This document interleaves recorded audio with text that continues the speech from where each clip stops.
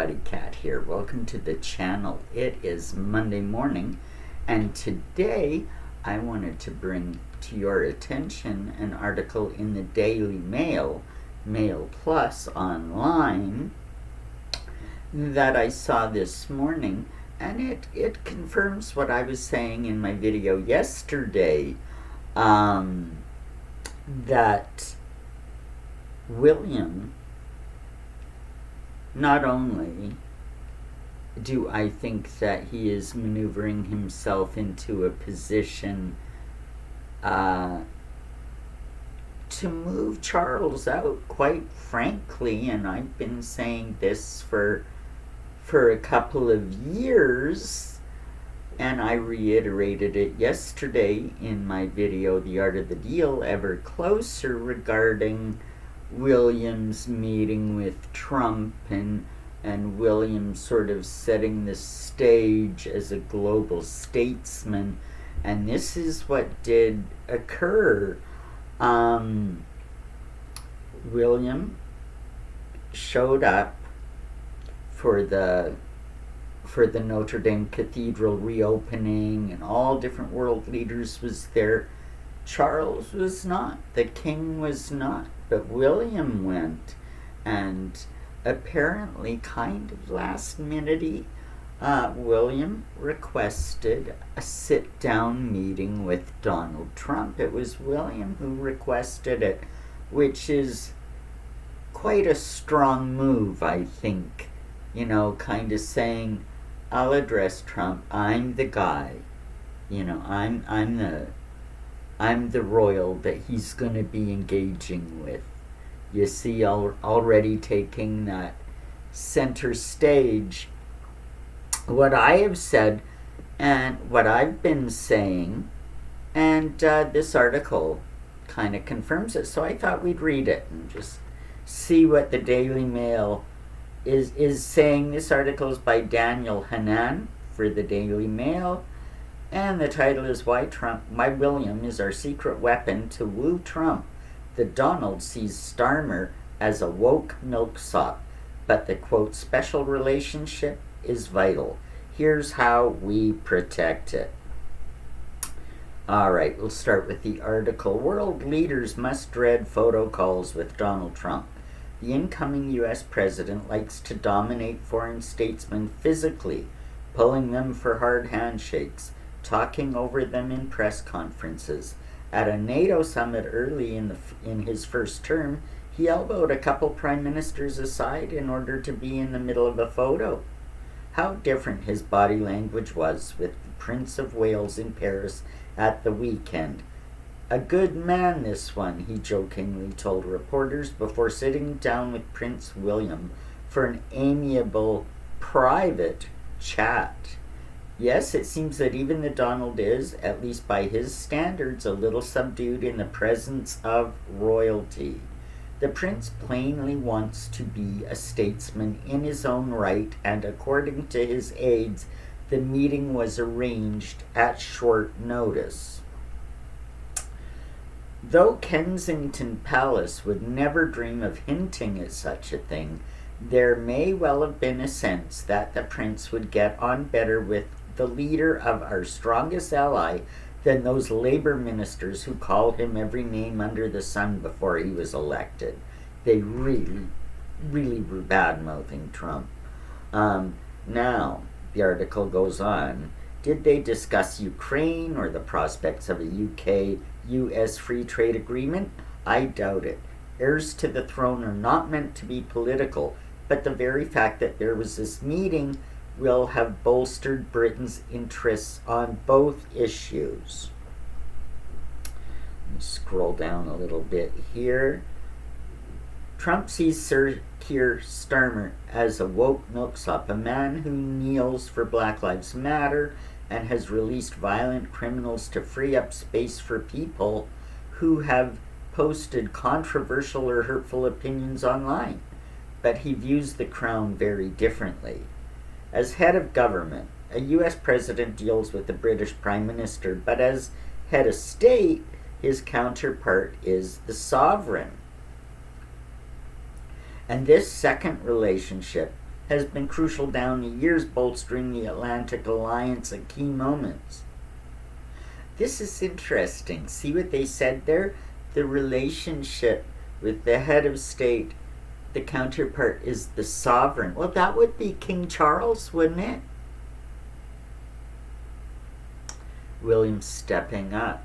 William is moving into that position, just like I've been talking about for over 2 years. I think we're seeing it happening. The late Queen met all but one of the 14 presidents who served during her reign, from Harry S. Truman to Joe Biden. The only exception, no great loss it should be said, was the coarse Lyndon Johnson. Now, these were more than just formal meetings. Queen Elizabeth kept a lifelong correspondence with Dwight D. Eisenhower, for example, among other things, sharing a recipe for some scones that he had enjoyed at Balmoral. Now, Ronald Reagan was fond of the Queen as he was of Margaret Thatcher, and recalling riding with her through the Windsor estate as the highlight of his presidency. Barack Obama, who had written some harsh things about this country before he became president, notably associating Britain with colonial repression in Kenya, he was smitten.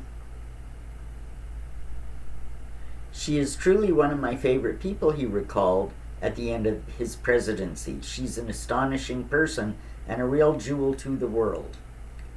Now, this everyday give and take between allies rests on much more than personal relationships, of course, but friendships at high levels never hurt. Britain's status as a major nuclear power derives in no small part from a deal in 1962 in which John F. Kennedy overruled his own State Department to share Polaris missiles with us. The article goes on. Why? Largely because JFK was a committed Anglophile. For all that his wife Jackie found that the setup at Buckingham Palace dowdy, which by her standards it doubtless was. Will the same magic work on the president-elect? The question now matters perhaps more than any moment since the 1956 Suez Crisis. The incoming U.S. administration has so far defied the worst expectations of those who feared that it would side with Vladimir Putin. Recently, I listened as Mike Waltz, the former Green Beret and the nominated National Security Advisor, gave a superb explanation of Western interests from Europe to China. He did not sound like a man minded to cave to autocrats. But tensions between our two countries remain, the article goes on. After the Russian annexation of Crimea in 2014, Britain became Ukraine's chief military backer, providing the training and equipment that allowed Ukrainians to repulse the invaders from their gates in 2022. At the time, we were acting in cooperation with the Americans, who wanted a freer hand in the Pacific. More recently, though, Trump and his supporters have suggested freezing the front lines, which would leave Vladimir Putin in possession of the vast territories he has seized by force. Let me go on to talk about this a little bit more. And then he's talking about trade between the two countries, new trade deals, this kind of a thing, and the tariffs that Trump has been talking about,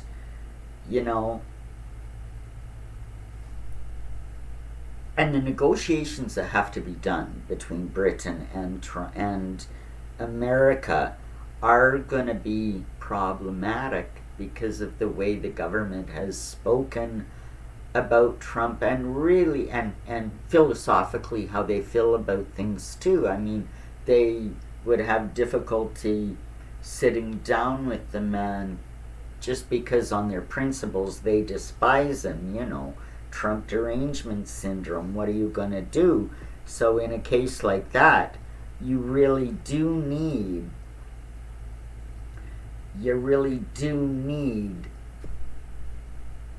the monarch to step in, or, Prince William in this case, to kind of be the go-between,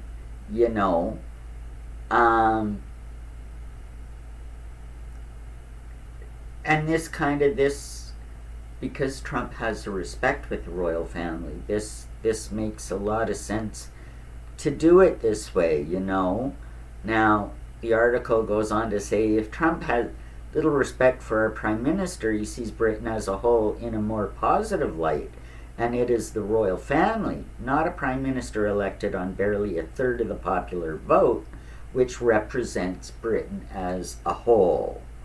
The late Queen put it best when, recalling her experience of the Second World War, she spoke of the power of the Anglo-American alliance in defense of freedom. And she said, "That is the lesson of my lifetime. Administrations in your country and governments in mine may come and go," she said, but united we must always remain. She was right. And whatever else we may say of him, Trump knows it too. And that's the end of the article. Basically saying that, our government might be a shambles. Our government may not have ideals that align with Trump, but this is where the monarchy comes into play. And I just find it very interesting that when they use the word monarch and Prince William in the same sentence, basically saying what I've been saying all along, that William will put himself into a position of power and usurp the monarchy, pushing his father out. Again, this is the King Charles III life imitating art scenario I've been talking about for over 2 years. The playlist is there, and the premise, and this is what I have been saying is going on behind the scenes, and as well now we are seeing it manifest in front of our eyes. William stepping up into the monarch's role, just unabashedly doing it. He called for the meeting with Trump, which I find very interesting. And the press is noticing it, and the press is allowing William that status as the formal statesman for the monarchy, So I find that very interesting, that the whole thing, life imitating art, it's going forward, as is the time loop, and there's a point where it's all going to converge, where I talked about yesterday. And this article, the way they're talking about it, it just kind of confirmed for me what I've been saying all along. It's starting to show up in the public. It's starting to show up in the media. And they are equating William, in words, to the monarch. So there you go, a hit on the time loop. We are getting ever closer. Hope you enjoyed this. Hit that like button, subscribe to my channel. It's free and it'll help it grow. Leave me a comment. I want to know what you have to say, and share this video. And we will see you in the next one. Take care, everybody.